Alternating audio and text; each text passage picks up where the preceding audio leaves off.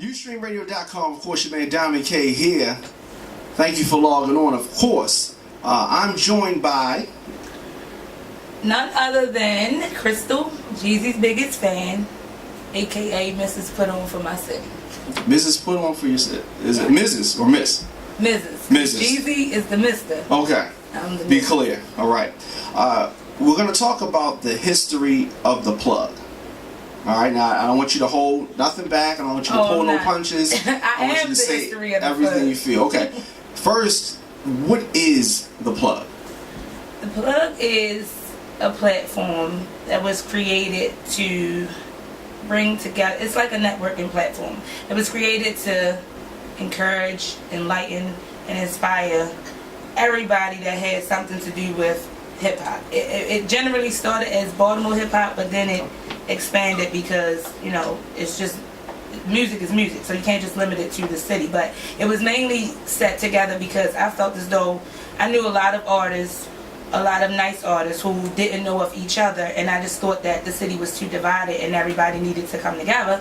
And by me being the one who knew everybody and was, you know, in with everybody, I felt as though who other than me to bring them all together, get them in one room, see who can like certain people's ideas, and they just work together. I wanted to just get my city to be on. Like, I'm just trying to just get them noticed, get them heard, however. And I think that the first step to any of that is unity. So I was thinking about putting out a CD with a whole lot of different artists that everybody may not have known about, and just get them to collaborate, and then we was just going to take it over. Okay, so you explained what it is. Now, how exactly did it start? How did the plug start? Plug started because we all were in a group called Blow Season, and Blow Season had, you know, same members that are in the plug or whatever the case may be. But Blow Season was kind of getting, it was too much drama. It was like fake pages and just a whole bunch of hating and bickering and shit like that. And I just knew that, like, it could be better, the scene overall. But I didn't want to start a group because I didn't want to feel like I was stepping on Young Rock's toes since he started Blow Season. Okay, let me cut you off for a second. Now, both of these things that you're mentioning are groups within Facebook. Yes. Okay, so I want to be clear to the people that may not know that. These are groups within Facebook that artists are communicating in. Yes. Okay. And Blow Season is also a DVD series. Shout out to Young Rock. Definitely. He's doing his thing with that. So yeah, Blow Season it was supposed to be a plug DVD too, but whatever. But yeah, Blow Season and the plug are definitely networking platforms for Baltimore hip hop and whatever. You don't have to just be a rapper. You can be a singer, dancer, videographer, photographer, whatever. Okay. Now, so did you start the plug by yourself, or did you have a partner? I kind of had a partner, but I was kind of. Yeah, because when he hit me, he was asking me to work with him, and I'm like, work with you how? And he like, well, you know everybody and this and the other. I think that you should probably like interview him. And I was like, cool, I can do that. I sit down, interview, you know, a couple artists or whatever the case may be. But from then on, it went to like a whole bunch of other shit. Like, he did come up with the name. I get that to him. I'll never take that from him. He came up with the name. But I pumped life into the plug. Like, I was the plug. I mean, it would be months, days, weeks go by. You wouldn't even see this nigga in there posting, commenting, or doing none of that. That was all me. I was at all the shows. I was the one in the front row rapping along with the niggas on stage, not him. So let me slow you down for a second. So the idea of the plug came from where? The idea of the plug was mine. Okay, so you came up with the idea of the plug. How did he find out to get in touch with you that you were even trying to do something? That I don't remember. I know that when we was in Blow Season, he said something about he wanted to do an interview with me. And then after And then after that, it was like, okay, I didn't know what to talk about on my interview because I'm like, what the hell is he going to ask me or whatever the case may be. And then the inbox man was like, I just want to work with you. And I'm like, all right, well, we can do something because I did want to start a group or whatever the case may be, but I don't want to seem like I'm stepping on rock toes or copying off of him or whatever the case may be. Okay. And then I had spoke with a couple of my other, you know, they're not just my rappers, they're my friends too. And I was speaking with them and they was like, yo, you might as well go ahead and do it. Like, you know everybody, if anybody gonna get niggas together, it's gonna be you. And everybody starts groups, so don't feel like you biting off a Young Rock or whatever the case may be. Just go ahead and do it. Start your group. Right, absolutely. All right, so the plug is started. He came up with the name, and you were doing a lot of the promoting of it online. I'm assuming that's what happened.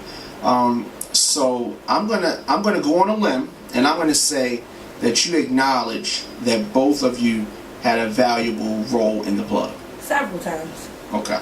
Because when anybody would ask me like, is the plug yours and this and that, I would say no, it's me and him. Or okay. whatever the case may be. And you know, it was certain things that people would ask me to do, and I would even tell them that I had to ask him first. When I was under no contract, I was getting paid no dollars.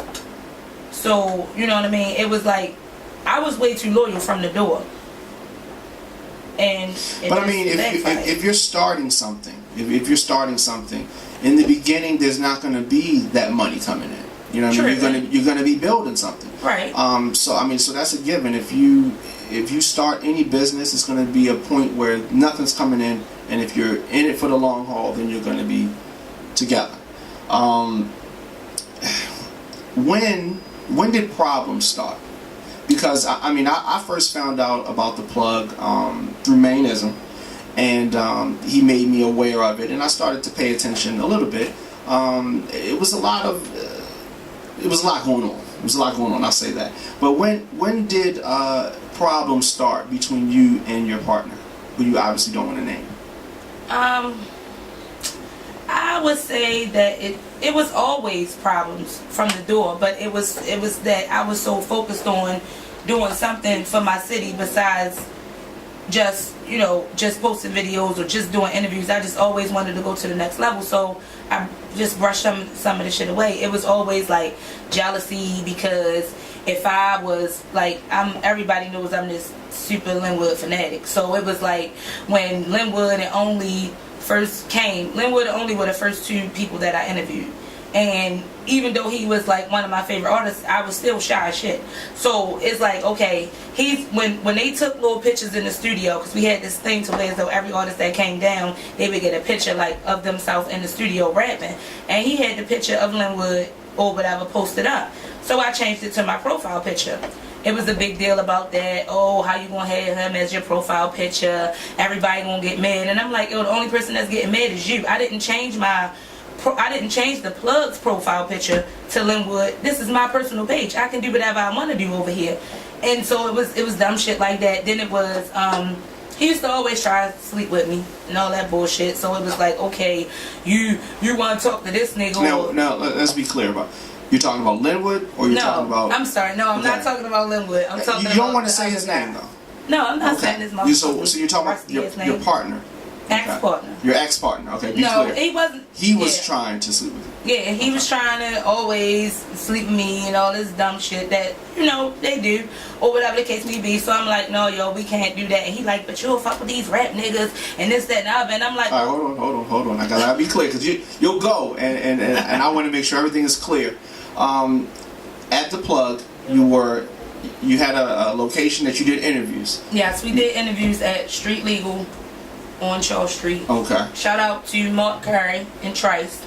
Yep. Shout out to them, definitely. All of them. So the artists came there to do their interview for the plug. Yes. Okay. And you're saying that you did the interviews. He was the camera person. Sometimes. Other times he just sit the camera there and go about his business. Okay. But I mean, he still operated the camera. Yeah, he operated the camera. He housed he gave us the place to do the interviews at. Okay. And now, so you said problems started when you started giving love to other. Yeah, rappers. I was. He felt as though I was showing too much love to certain rappers, but I really don't think that was the case. I think that the simple fact was that he was trying to use me, I think, to get himself out there as a rapper also, but it just wouldn't work that way. And it was like every time when I would say something about this rapper or that rapper, he'd be in my inbox like, yo, you gotta talk about this person, or when you gonna say something about me, and it was just like a bunch of jealous ass bullshit. Then it really started getting heated when I was like, I would go to shows and I would let Freaky know like, yo, you know, Down to 5 is gonna be jumping off so and so down here, this, that, and that, or whatever the case may be. And he like, I'm gonna try to make it, but I'm in here like, I'm walking up to niggas, talking to them, taking pictures, this, that, and the other, or whatever the case may be. Freaky's nowhere to be found. Damn, I said his name. Well, the bitch was nowhere to be found. So if we supposed to be a team, then why am I the only one at these shows? Why am I the only one doing all the networking? I'm the only one adding people to the plug for the most part and everything. So it's like, how can you sit back and think that you're just going to take credit for all my hard work? Like, I did all the footwork. I knew of all these rappers and brought them in. He didn't know of them, and a lot of them didn't know of him either. If I can play devil's advocate for a minute, okay? Do you know how to operate a camera? No. Do you know how to edit? No. Do you even know how to set the tripod up? Yeah, I can set up a tripod. Okay, well at least you can do that. Okay, so you could be the tripod person.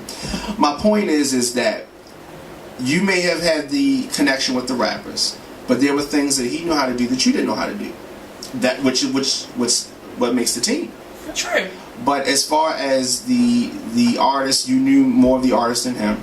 Right. And I think that it was difficult because he was an artist himself.